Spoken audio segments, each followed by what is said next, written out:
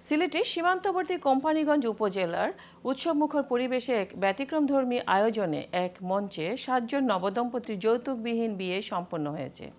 শুক্রবার দুপুর ২টায় উপজেলার ভোলাগঞ্জ সাদাপাথর রিসোর্টে কোম্পানীগঞ্জ অ্যাসোসিয়েশন ইউকের উদ্যোগে ইসলামী শরিয়া মোতাবেক এসব বিয়ের আনুষ্ঠানিকতা সম্পন্ন হয়।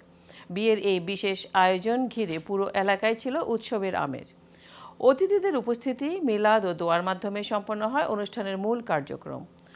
প্রধান অতিথি হিসেবে উপস্থিত ছিলেন সিলেট এমসি কলেজের অর্থনীতি বিভাগের সাবেক বিভাগীয় প্রধান অধ্যাপক ততিউর রহমান। বিশেষ অতিথি হিসেবে আরও উপস্থিত ছিলেন সিলেট প্রেস ক্লাবের সাধারণ সম্পাদক মোহাম্মদ সিরাজুল ইসলাম, কোম্পানীগঞ্জ উপজেলা বিএনপি সভাপতি Shahabuddin, Sylhet chamber of commerce and ইন্ডাস্ট্রির সভাপতি মুজিবুর রহমান। সংগঠনের পক্ষ থেকে নবদম্পতিদের হাতে একটি করে সেলাই মেশিন, ল্যাপ তোশক, রান্না ও ঘর গোছানোর কাজে লাগে এমন প্রয়োজনীয় সামগ্রী উপহার হিসেবে তুলে দেওয়া হয়।